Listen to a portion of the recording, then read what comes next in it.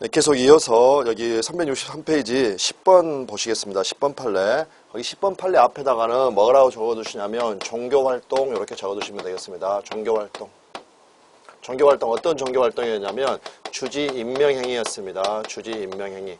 그래서 결론은 뭐냐? 이 종교활동에 법은 개입하지 않겠다. 그래서 읽어보시면 전통사찰의 주지직을 그에게 금품을 대가로 양수하기로 하는 약정이 있음을 알고도 이를 묵인 혹은 방조한 상태에서 한 종교법인의 주지 임명행위. 그래서 여기서 한 가지만 주의하실 것은 전통사찰의 주지직을 뭐 1억 원 주고 사고 팔기로 했다. 그 약정을 이야기를 하는 게 아니라는 겁니다.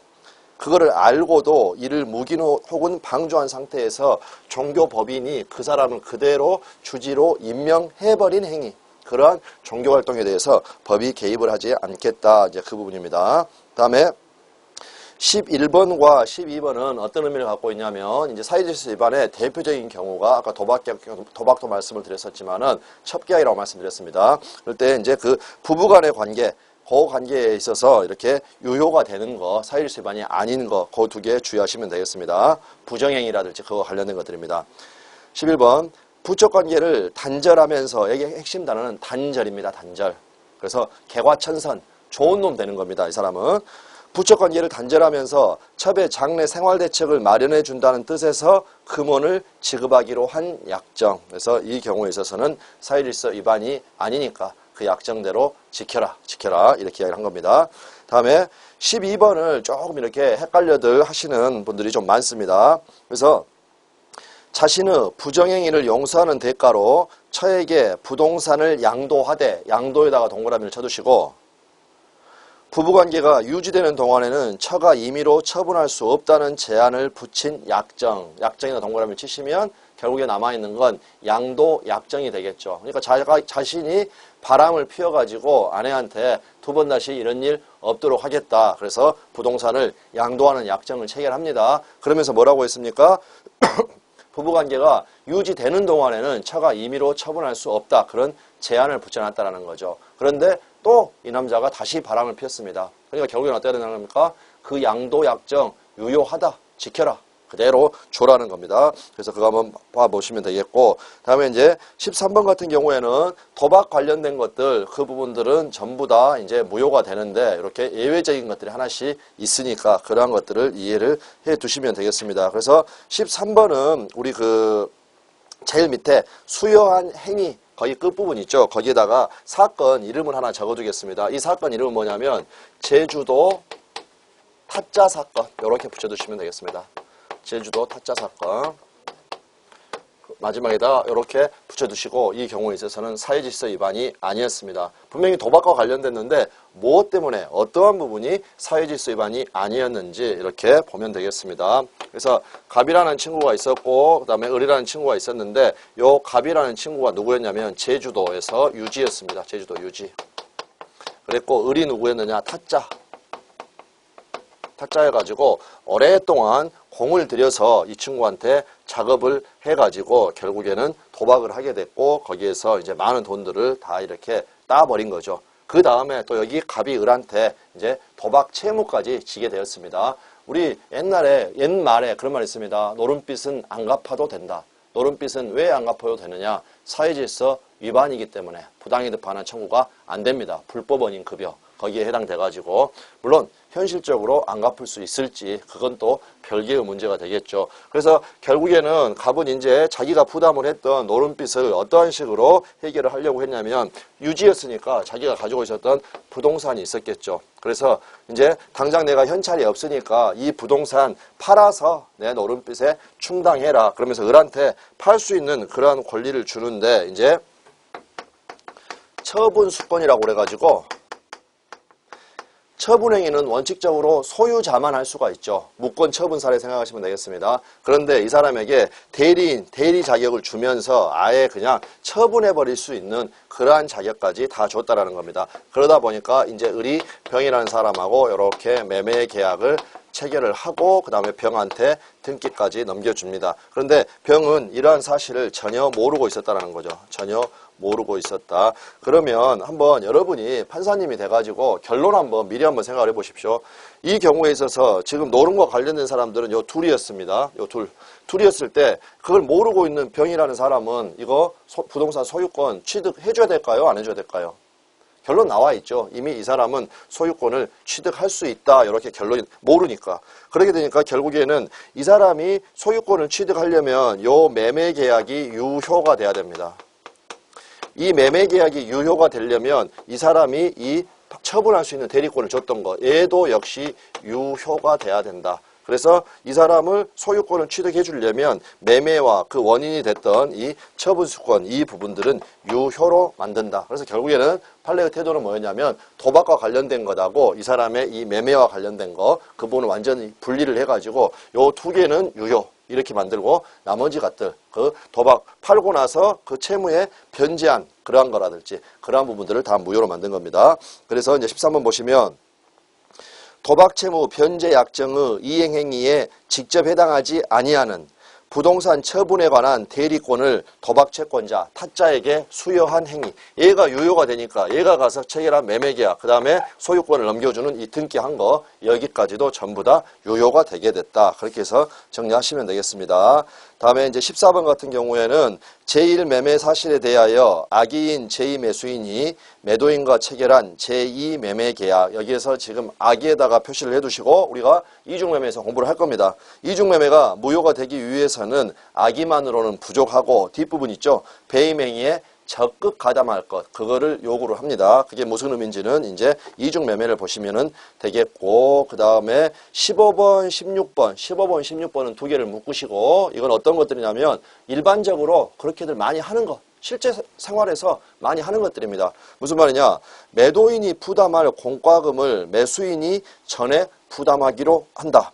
그런 경우에 있어서 매도인이 무슨 세금을 내야 되는 거 그걸 매수인이 부담하기로 하는 거 이거 자체는 다 가격을 조정하는 그러한 것에 불과한다라는 겁니다. 그렇기 때문에 이 부분 전혀 문제가 없고 16번 보시면 해외 파견된 근로자가 귀국일로부터 일정 기간 소속 회사에 근무하여야 한다라는 사규나 약정 회사의 자금을 들여가지고 이 친구를 지금 미국에 보내가지고 영어 교육을 시켰다는 겁니다. 2년 정도. 회사 돈 다 들어갔죠. 그러니까 너 돌아왔을 때 일정한 기간 동안에는 회사에 근무해라. 그러한 약정 많이들 하는 겁니다. 전혀 문제가 없다라는 거죠.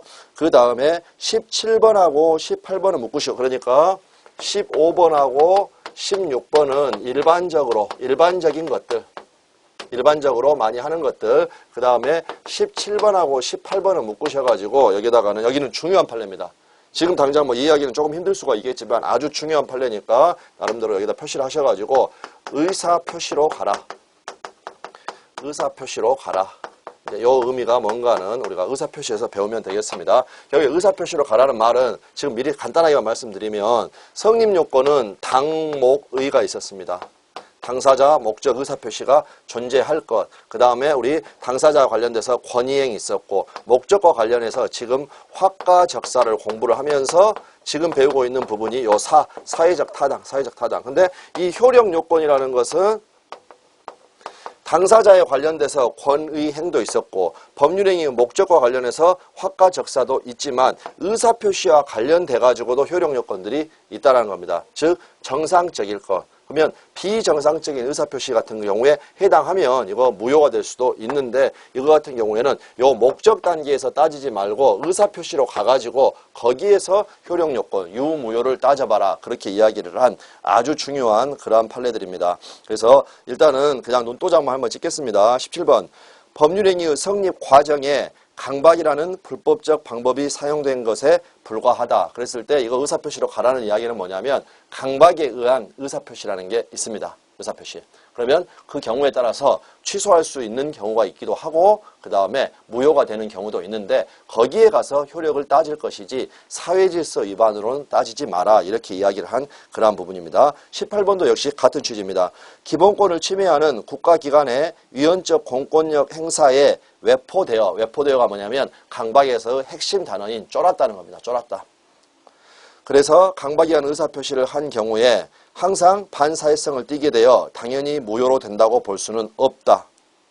그래서 의사표시 효력은 의사표시 하자에 관한 민법의 일반 원리에 의해서 판단해야 된다. 이 두 가지가 다 의사표시로 가가지고 거기에 관련된 효력 요건을 따져봐라. 이 부분이고 이제 그 강박에 의한 의사표시와 관련돼가지고 아주 중요한 그러한 판례들이니까 지금 자체에서는 중요하다 이렇게 생각하시면 되겠습니다. 다음에 19번 같은 경우에는 매매계약 체결 후에 그 목적물이 범죄행위로 취득된 것임을 알게 된 경우에 그 계약의 이행을 구하는 것. 이거 같은 경우에는 이제 뭐하고 연관된 거냐면 사회질서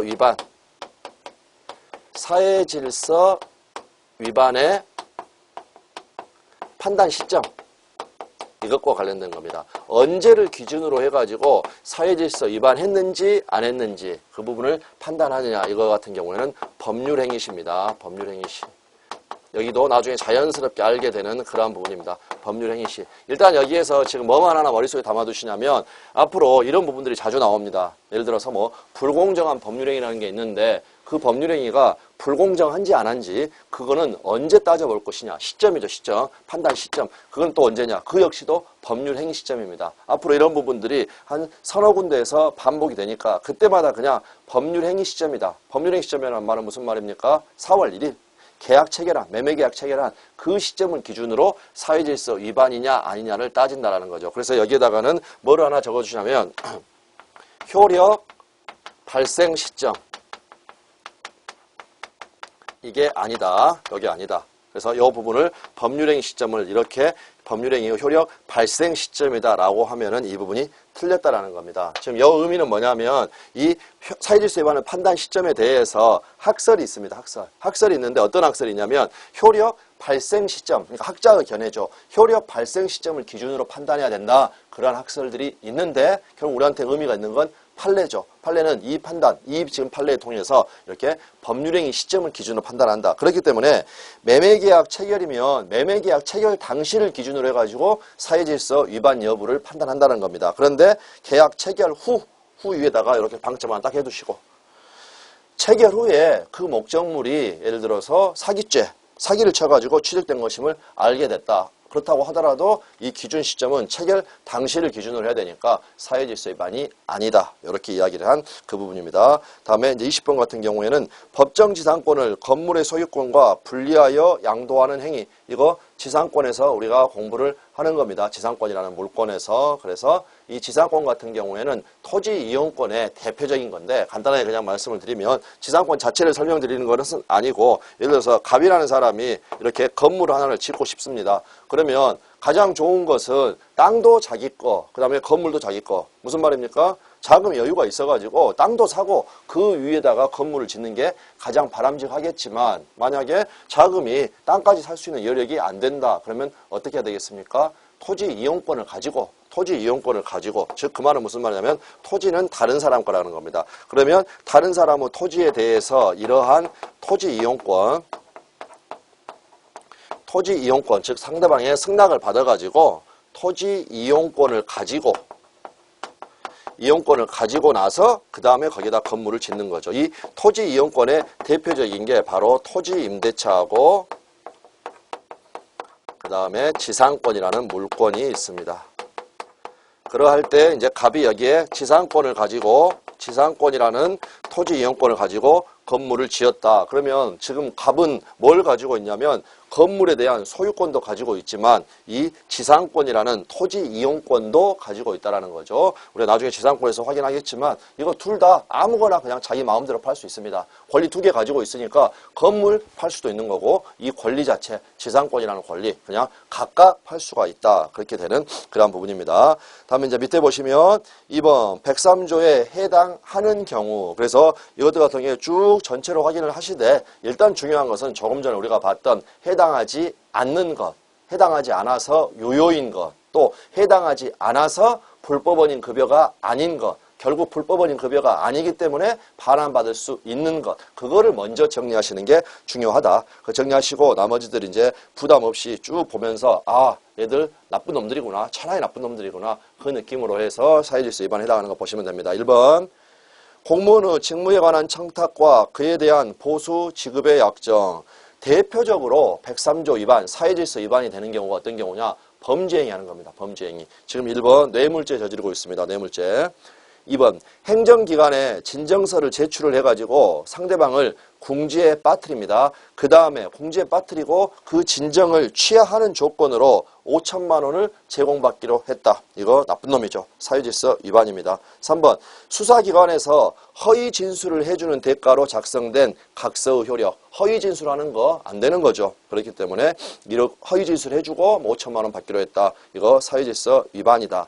다음에 4번은 좀 다릅니다. 3번은 허위 진술을 하는 거였고 4번은 타인의 소송에서 증언을 하는 겁니다. 여기서 만약에 허위 증언을 했다. 그건 위증죄로 처벌을 받는 거죠. 그건 당연히 처벌을 받는 건데 사실대로 증언을 한다는 겁니다. 자기가 본 거 그대로 사실대로 증언을 한다. 근데 증언을 해주는 대신에 뭔가 금원을 돈을 지급하기로 했다. 그러면 이걸 어떻게 할 것인가. 우리 판례 같은 경우에는 그 금전이 상당한가 여부를 따집니다. 무슨 말이냐. 어차피 증언하러 한번 가게 된다고 치면은 하루를 공칠 수가 있다라는 거죠. 그렇기 때문에 증언 좀 해주라. 그러면서 하루 일당 내가 지급해 줄게. 그리고 왔다 갔다 교통비 줄게. 그 같은 경우에는 사회적으로 용인될 수가 있다라는 거죠. 그러한 경우라면 모르겠지만 그걸 초과해가지고 판례 사항 같은 경우에는 사실대로 증언을 해준 것을 조건으로 해서 5천만 원을 받기로 하는 그러한 약정. 그거는 상당성을 초과했기 때문에 무효다. 이렇게 이야기를 하는 겁니다. 타인의 소송에서 증인이 증언을 조건으로 해가지고 일방 당사자 등으로부터 통상적으로 용인될 수 있는 수준을 넘어서 용인될 수 있는 수준은 일당하고 여비 정도 그거를 넘어서는 대가를 제공받기로 했다. 이거는 사회질서 위반으로 무효다. 5번 변호사 아닌 자가 누구 이야기하는 겁니까? 이거 법조 브로커들. 법원 주변 옛날 같으면 법원 주변 그 다방에서 신문 보면서 많이 있었던 그런 사람들입니다. 변호사 아닌 브로커가 승소를 조건으로 해가지고 그 대가로 소송 당사자로부터 소송물 일부를 자기가 그냥 받아버리기로 하는 그러한 약정들 변호사법 위반이기도 하지만 사회 질서의 위반이기도 하다. 다음에 6번 증권회사 또는 그 임직원이 고객에 대하여 증권거래와 관련하여 발생한 손실을 보전하여 주기로 한 약정. 이것도 무효죠. 여기에서만 한 가지만 주의하실 것은 투자수익 보장약정 그거는 강행규정 위반으로 무효였습니다. 그러면 또 이건 도대체 왜 손실보전 이거 약정은 왜 또 강행규정 위반이 무효가 아니라 사회질서 위반으로 무효해가지고 헷갈리게 만드느냐. 두 개 그거 헷갈리실 필요 없습니다. 그냥 판례는 이 무효로 만들어내는 이 결론이 중요하다라는 거죠. 그러니까 개별적인 법률 그거 가지고 투자수익 보장약정 무효다 이렇게 말할 수도 있지만 두리뭉실한 103조 일반 규정 가지고 이렇게 손실보장약정 이거는 무효다 이렇게 말해도 전혀 상관이 없으니까 결국엔 두 개 다 무효구나. 그게 알아시는 게 더 핵심이라는 거죠. 그 다음에 이제 7번 같은 경우에는 이중매매 그것과 관련된 부분인데 피상속인이 제3자에게 토지를 매각한 사실을 알고 있는 자가 그 사정을 모르는 상속인을 적극적으로 기망해가지고 그 토지를 자신이 매수한 행위. 여기서 적극적 기망. 이 단어 때문에 그렇게 되는 겁니다. 다음에 상속인하고 피상속인이 나오면 피상속인, 상속한 사람이 아들이죠. 그러니까 피상속인은 아버지다 그렇게 생각하시면 됩니다. 그러니까 아버지가 어떤 사람한테 토지를 매각을 했는데 그간 사실을 알고 있는 사람이 이제 아버지가 사망했으면 아들이 그걸 다 상속을 받겠죠. 그걸 모르고 있는 아들한테 적극적으로 꼬셔가지고 기망해가지고 토지를 자신이 샀다. 이러한 경우가 바로 무사회질서 위반이다. 8번도 보시면 8번, 9번 이 모두 다 어떤 단어가 보이냐면 적극가담이라는 단어가 보입니다. 적극가담. 그게 바로 이제 적극가담으로서 사회질서 위반으로 무효가 된다니까 7, 8, 9번은 묶으면 조금 더 다시 나와 있습니다. 7, 8, 9번은 다 묶으면 이중 양도의 법리 이렇게만 적어두시고 이 부분이 어떤 건가는 이중 매매에서 설명을 드리도록 하겠습니다. 다음에 10번 보시면 불법 밀수에 사용될 줄 알면서 불법 밀수 자금 지금 빌려주는 거죠. 범죄행위 하고 있습니다. 그 다음에 11번 노름과 관련된 것. 노름빚인 줄 알면서 이를 변제하기로 한 약정 사회질서 위반이고 다음에 불륜관계를 종료를 해제 조건으로 한 내연녀에게 한 증여. 그래서 지금 여기에서는 이 의미가 뭔가 그것 자체를 파악을 할 수가 있어야 되는데 지금 조건이라는 게 들어가 있기 때문에 바로 지금 조금 이렇게 어려울 수도 있겠지만 그 내용 자체만 한번 봐보겠습니다. 그래서 여기에서는 지금 불륜관계의 종료 그렇게 나눴는데 부척관계의 종료다 그렇게 이야기하기도 합니다. 그래서 갑이 을여한테 아파트 한 채를 줍니다. 갑이 을여한테 증여 계약을 체결을 해가지고 아파트 한 채를 주는 거죠. 등기까지 했습니다. 등기를 했고 둘 간에는 지금 부척관계, 첩관계에 있다라는 거. 그런데 요 증여에다가 뭘 붙여놨냐면 해제 조건이라는 걸 붙여놨습니다. 해제 조건. 그랬고 그 해제 조건은 뭐였냐면 부척관계 내지는 불륜관계, 부척관계의 종료다. 부척관계의 종료.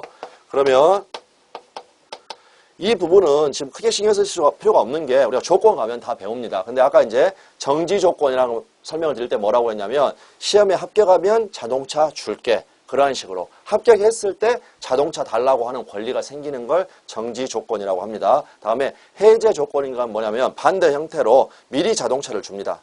미리 자동차를 주고 시험에 떨어지면 뱉어내라. 이해되시겠습니까? 미리 줘가지고 주고 그 다음에 공부 열심히 하게 만들어 줬는데 만약에 시험에 떨어지면 뱉어내라는 겁니다. 그러니까 여기에 지금 해제 조건이라는 말은 주긴 주는데 이 해제 조건이 방금 전에 시험에 떨어지면이었죠. 그런 것처럼 그게 조건이라는 게 이루어지면 성취가 되면 뱉어내라는 겁니다. 그럴 때 부척관계의 종료가 해제 종료를 해제 조건으로 그 말은 무슨 말이냐면 갑하고 을하고 부척관계가 끝나게 되면 뱉어내라. 그러면 을녀 입장에서는 이거 부척관계를 끝내고 싶어도 지금 자기 아파트로 소유권이 넘어와 있는 이 아파트 때문에 부척관계를 끝내기가 힘들 수가 있다는 겁니다. 그렇기 때문에 이 경우에 있어서는 사회질서 위반이다. 이렇게 보시면 되겠습니다. 다음에 13번 부척관계의 사전 승인. 사전에 무슨 아내가 부척관계 남편 당신 첩도도 된다. 사전 승인했다. 유효가 될 일이 없죠. 다음 14번 어떠한 일이 있어도 이혼하지 않기로 한 약정. 이거는 어떻다고 그랬습니까? 개인의 자유를 심하게 제한한다라는 거죠. 그리고 또 한편은 어떠한 일이 있어도 이혼하지 않겠다. 이것 자체 내용으로는 문제가 없습니다. 부부가 이혼하지 않고 살고 좋은 거죠. 그렇지만 나중에 이거를 법률상 강제를 하게 되면 개인의 자유를 심하게 제한을 하기 때문에 무효가 된다는 겁니다. 15번, 16번은 다 보험계약하고 관련이 되어 있는 거고 그 다음에 그 내용들 보면은 무효로 할 만하다 그렇게 보실 겁니다. 보험계약자가 다수 보험계약을 통하여 보험금을 부정취득할 목적으로 보험계약을 체결한 경우에 이러한 경우 그거 무효로 한다라는 거, 즉 사회질서 위반이다. 16번 피보험자를 살해해서 보험금을 편취할 목적으로 체결한 생명보험계약 사회질서 위반이 되겠죠. 다음에 17번 같은 경우에는 사찰이 그 존립에 필요 불가결한 재산인 임야를 증여하는 행위 재산임이라고 되어 있는데 이거 오타입니다. 재산인 필요 불가결한 재산인 임야 증여 재산인 임야 요거를 증여해버렸다. 여기에서 핵심은 뭐냐면 필요 불가결한 겁니다. 필요 불가결한 거. 그 말은 무슨 말이냐? 이건 또 한편으로 어떻게 표현할 수가 있냐면 생존의 기초가 되는 재산을 처분했다. 생존의 기초가 되는 재산을 처분했다. 그러면 생존의 기초가 되는 재산을 처분해버리면 어떻게 됩니까? 그 기초가 없어졌으니까 죽는 거죠. 죽는 거. 그래서 사찰이 그 존립에 필요 불가결한 재산을 다른 사람한테 임야를 증여해버렸다. 그러면 이 사찰은 어떻게 됩니까? 죽어버리는 거죠. 이거를 그러니까 유효라고 한다면 그 사찰 보고 죽으라는 겁니다. 생존의 기초가 되는 재산을 처분하는 행위, 얘를 유효로 만들어주면 그냥 죽으라는 소리니까 안 된다. 그래서 사회질서 위반이다. 18번 지방자치단체가 골프장 사업계획 승인과 관련해서 사업자로부터 기부금을 지급받기로 한 증여계약, 이거는 금전적인 대가가 결부가 되어 있어서 사회질서 위반이다. 이렇게 나와 있습니다. 그리고 이제 사회질서 위반의 효과가 나와 있습니다. 선량한 풍속 기타 사회질서에 반하는 법률행위는 무효다. 그래서 법률효과가 발생이 부정된다. 그다음에 이 부분 중요합니다. 이 부분. 이 경우에는 선의의 제3자를 보호하는 규정이 없기 때문에 절대적 무효라고 한다. 절대적 무효라고 한다. 그래서 거기에다가는 뭘 하나 적어두시냐면 일단은 이렇게 이 표시는 비교하라는 표시가 되겠습니다. 비교. 지금 우리가 아직 안 봤으니까 비교를 할 때 뭐하고 비교를 하냐면 108조. 이렇게 쓰는 건 조문을 이야기하는 겁니다. 그래서 108조 허위 표시. 뭐 다른 규정도 있습니다만 의사표시 규정들하고 비교를 해보자라는 겁니다. 그래서 지금 그 경우에 있어서 일단은 우리가 이것만 적어두시고 일단은 이렇게 하면 되겠습니다.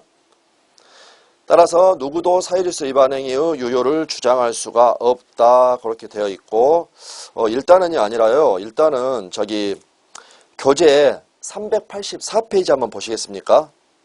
384페이지. 그러면 찾으셨습니까? 예.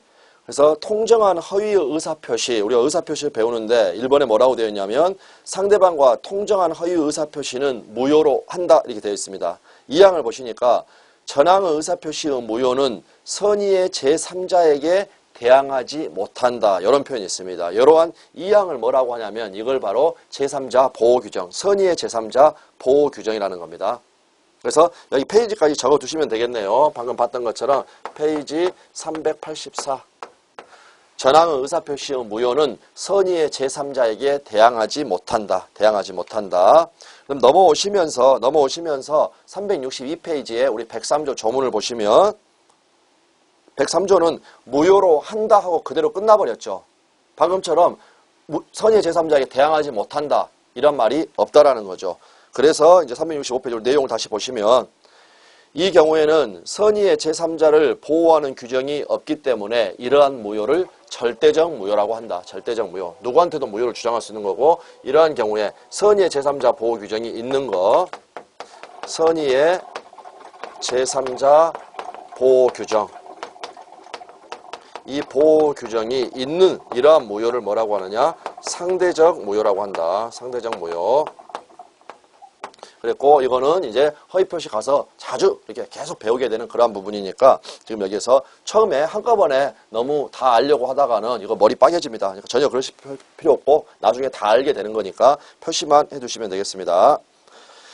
그래서 이제 이 다음에 따라서 누구도 사회질서 위반 행위의 무효니까 유효를 주장할 수가 없다. 이 부분 지금 나와 있고 그 다음에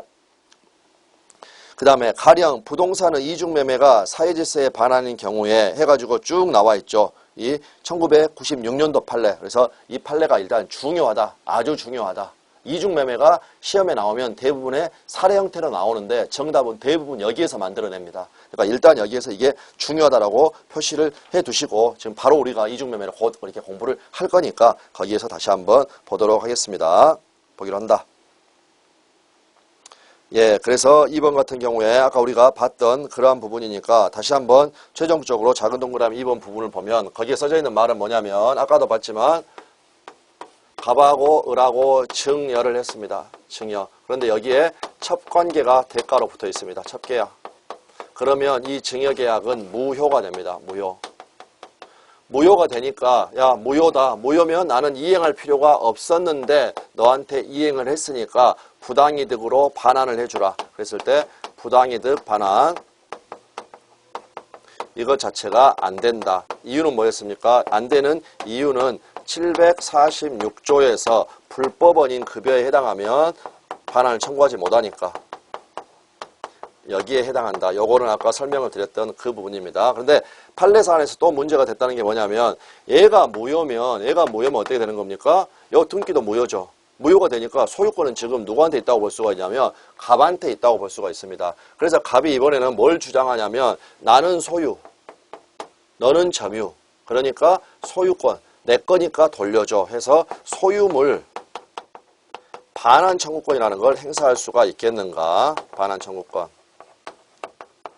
옛날 판례는 이것 자체는 가능하다고 했다가 판례가 그러면 이걸로는 반환 못 받는데 결국에는 소유권에 기해서 내 거니까 돌려줘 해가지고 반환 받을 수 있게 해버리면 이런 규정을 둘 필요가 없죠. 어차피 반환 받아버릴 거. 그렇기 때문에 이 부분에 있어서 얘도 안 된다. 그래서 이렇게 안 된다. 그래서 결국에 무슨 말입니까? 부당이득 반환 청구도 안 되고 그 다음에 소유물 반환 청구권도 안 된다. 행사를 할 수가 없다. 그렇기 때문에 결국에는 반사적으로 소유권이 의리 소유자가 돼버립니다. 의리 소유자. 여기에서 이 반사적이란 말은 무슨 말이냐면 이 증여계약이 유효여서 의리 소유권을 취득한다는 말이 아니라 어차피 갑이라는 친구가 무효라고 해가지고 부당이득으로 반환받지도 못하고 그 다음에 이 계약이 무효니까 소유물 반환 청구권 그것에 기해서도 반환을 못 받기 때문에 이래저래 어차피 반환 못 받는다는 겁니다. 그렇기 때문에 이 증여계약은 무효이지만 갑이 반환을 받을 수가 없으니까 결국 반사적으로 소유권은 을에게 귀속이 되어버린다. 그 이야기를 하고 있습니다. 그래서 작은 동그라미 2번에 세 번째 줄 보시면 이미 이행이 행하여진 경우에 사회질서 위반으로 인한 무효에서는 746조 불법원인 급여 조항에 의해서 반환 청구가 배제된다. 그러니까 반환을 못 받는다. 그리고 급여한 물건의 소유권이 여전히 자기에게 있다고 해서 소유권에 기한 반환 청구권도 할 수가 없다. 반환 못 받는다. 따라서 급여한 물건의 소유권은 반사회적으로 급여를 받은 을여에게 반사적으로 결국에는 귀속되게 된다. 그랬고 여기서 대판 전 이렇게 붙어 있죠. 이 전이 뭐냐면 전원 합의체 판결이라는 겁니다. 여기서는 왜 전원 합의체 판결이 됐느냐? 그 전에는 판례가 다른 견해를 취하다가 판례 자체를 다 바꿔버린 겁니다. 판례 자체를. 그래서 이런 부분이 붙어 있다. 이렇게 보시면 되겠습니다. 일단 366페이지 가셔가지고 반사회질서의 법률행위로서 무효라고 볼 수 없는 것을 골라봐라. 이렇게 되어 있습니다. 그러면 무효가 아닌 것을 고르라는 거죠. 그 말은 유효인 거 찾아보고 반환받을 수 있는 거 찾아보면 되는 겁니다. 그랬을 때 반환받을 수 있는 것은 아까 허위 비자금, 허위 명의 담배 사재기였죠. 기업본 보시면 범죄행위로 조성된 비자금을 소극적으로 은닉하기 위하여 최측근에게 임치하는 행위, 이거 반환받을 수 있다고 그랬죠. 반환받아야 국가가 추징할 수가 있다. 그래서 기업번이 해당하는 거죠. 반환받을 수 있으니까. 니은번 같은 경우에는 피상속인이 제3자에게 토지를 매각한 사실을 알고 있는 자가 그 사정을 모르는 상속인을 적극적으로 기망을 해가지고 그 토지를 자신이 매수했다. 적극적 기망이라는 단어가 들어가 있습니다. 그러니까 이거는 사회질서 위반으로 무효입니다. 얘 같은 경우에는 바로 이제 우측에 나와 있는 이중매매 이 부분을 보면은 이제 훨씬 더 이해가 쉽습니다. 다음에 디귿번 강제집행을 면할 목적으로 부동산의 허위의 근저당권을 설정을 했다. 그래서 사회질서 위반과 관련돼서 가장 시험에 자주 나온 것은 디귿번이 되겠죠. 그 다음에 강제집행을 면할 목적, 인간의 본성이다. 그 다음에 허위라는 거 아까 허위 명의 다 사회질서 위반이 아니라고 그랬습니다. 리을번 양도소득세를 회피할 목적 이거 역시도 인간의 본성이다. 그러니까 사회질서 위반이 아니다. 사회질서 위반이 아니다. 그랬고 이제 이중매매 조금 전에 말씀을 드렸던 그 부분 같은 경우에 다시 한번 이제 판례사를 좀 정리를 해보겠습니다.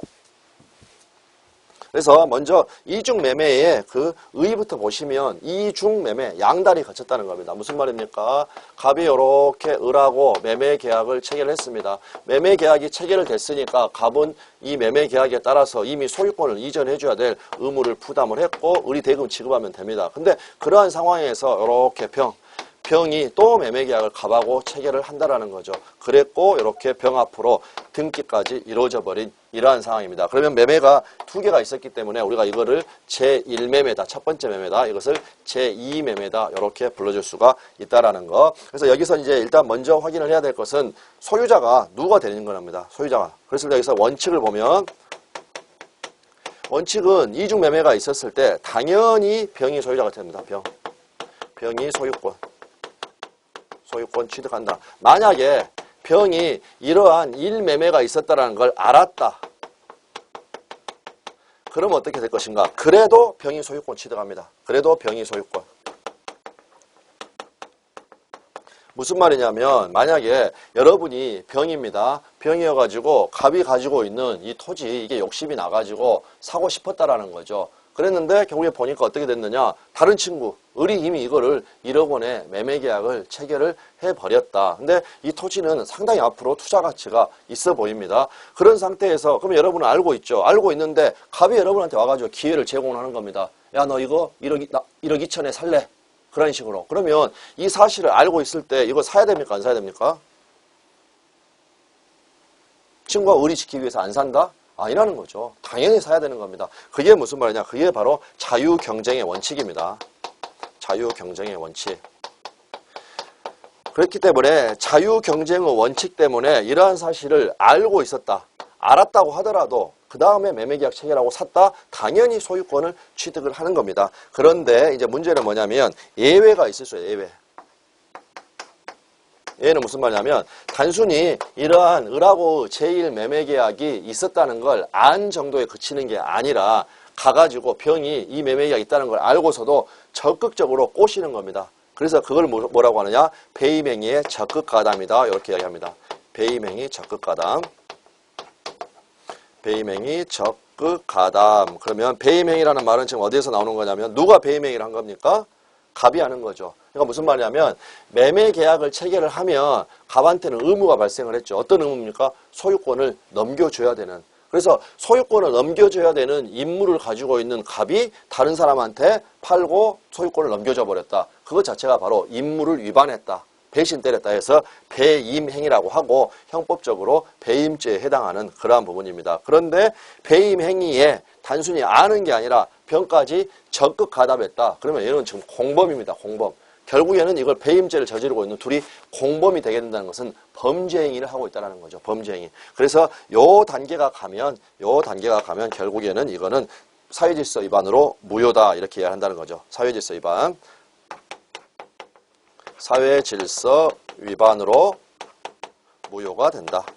그래서 여기서 이제 우리가 최종적으로 일단은 먼저 정리를 해 두실 게 원칙적으로는 당연히 알았다 하더라도 욕심나면 사는 겁니다. 그러면 소유권 취득하는 겁니다. 물론 갑이 배임죄를 저질러서 그 뭐 감옥에 가게 되고 그거는 소유권 취득하고는 상관이 없는 그러한 부분이고 이제 둘이 알아서 해결하는 겁니다. 뭐 채무 불이행이라든지 그런 문제로 소유권 자체는 병이 취득을 하는데 만약에 병이 적극 가담을 해가지고 막 꼬셨다. 알고 요청하고 적극적으로 그러다 보니까 갑이 팔게 됐다. 그러한 경우에 있어서는 이것마저도 유효로 만들 수는 없으니까 배임행위에 적극 가담했으면 이때 무효로 만들고 무효로 만드는 근거가 뭐냐? 지금 우리가 배우고 있는 사회질서 위반이다. 이렇게 만든다는 거죠. 그러면 이렇게 사회질서 위반으로 무효일 때 어떠한 문제가 제기가 되냐면 그러면 무효니까 지금 이제 을은 이 매매계약 계속 유효죠. 그러니까 이때는 어떻게 해서 을을 구제할 것인가. 그래서 을의 구제 책이 문제가 됩니다. 을을 구제한다는 말은 무슨 말이냐면 어떻게 해서 지금 등기가 병 앞으로 이루어져 버렸습니다. 그럴 때 을이 등기를 받아오는 방법. 을의 등기 받아오는 방법.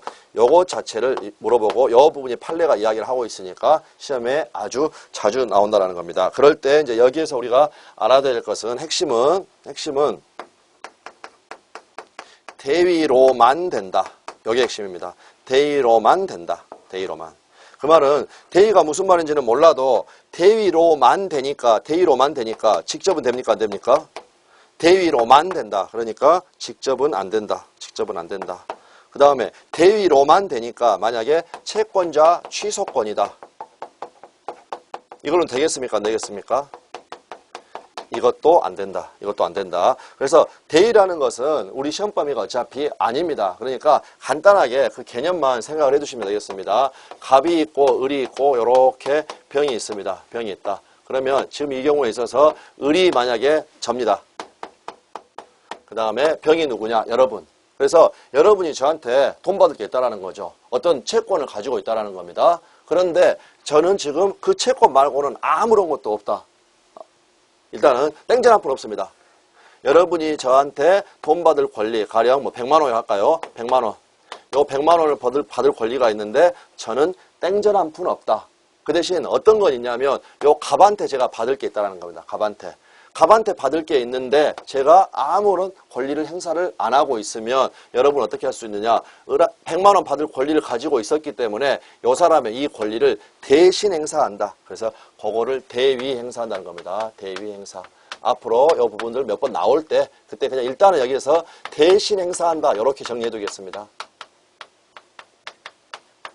내가 을한테 돈 받을 게 있는데 얘가 어떤 권리를 행사하지 않고 있으니까 요 을의 권리를 대신 행사한다. 이게 바로 대위 행사, 대위 행사. 그래서 대위로만 된다가 핵심입니다. 제일 핵심은 대위로만 된다. 그래서 일단 이제 그림을 좀 보시면 쭉 읽어보시면 되겠습니다. 쭉 읽어보시면 되겠고, 그 다음에 이중매매에 관한 기본 태도가 나와 있습니다. 그래서 1번 보시면 배임행위에 적극 가담해서 이루어진 토지의 이중매매는 사회정의관념에 위배되어 반사회에 쓰인 법률행위에서 무효가 된다. 근데 2번 중요하죠.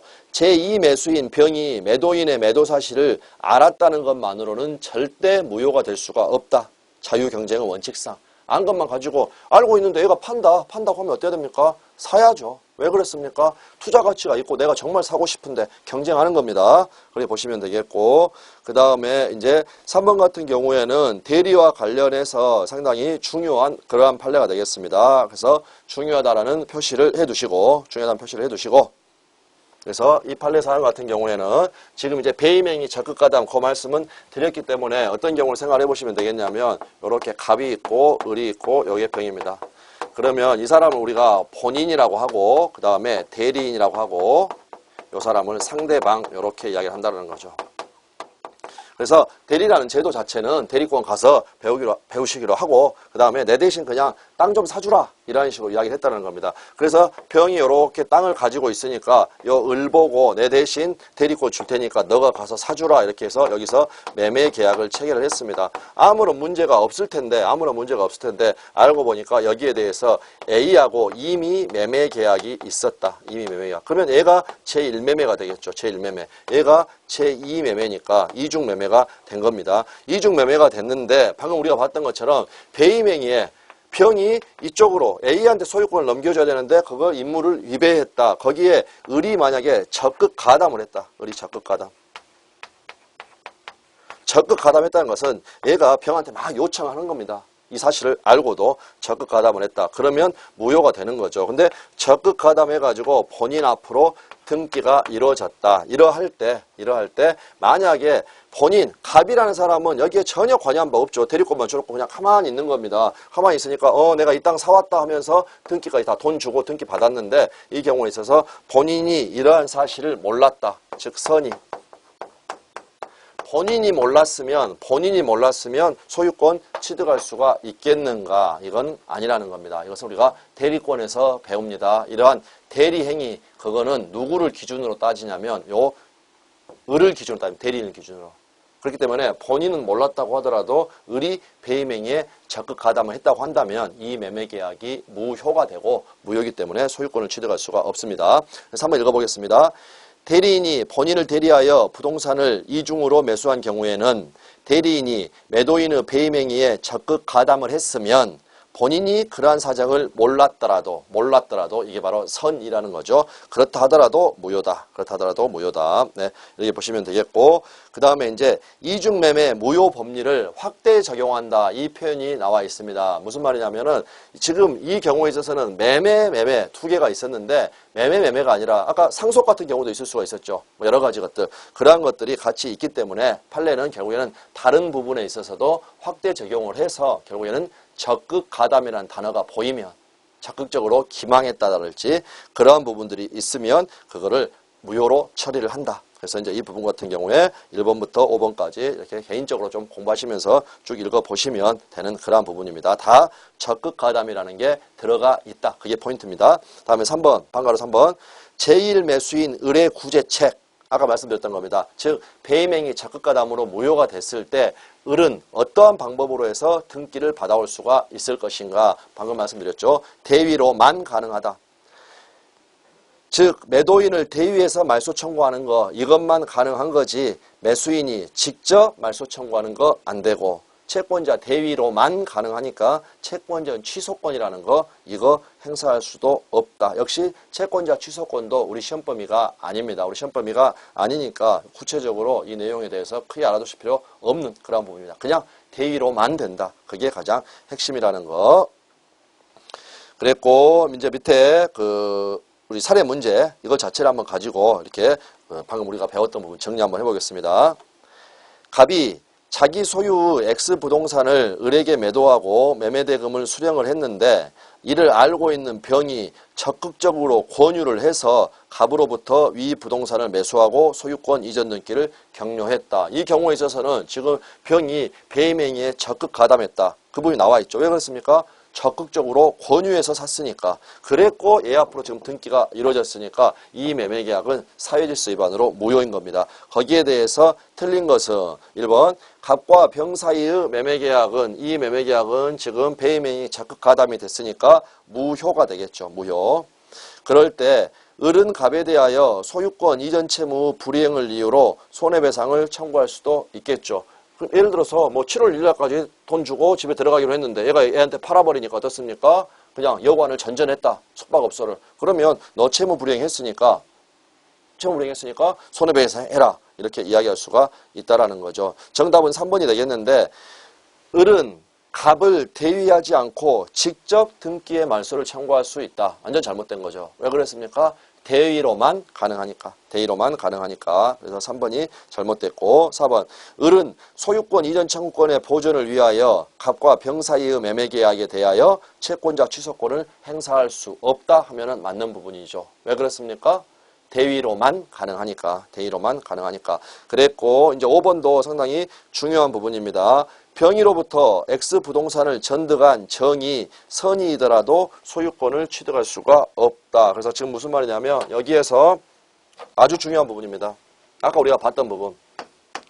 병이 자기 앞으로 등기되고 나서 이렇게 또 매매계약 체결하고 이렇게 등기를 해줬다. 그럴 때 만약에 병이 갑의 배임행위에 적극 가담해서 얘가 무효라는 사실을 몰랐다.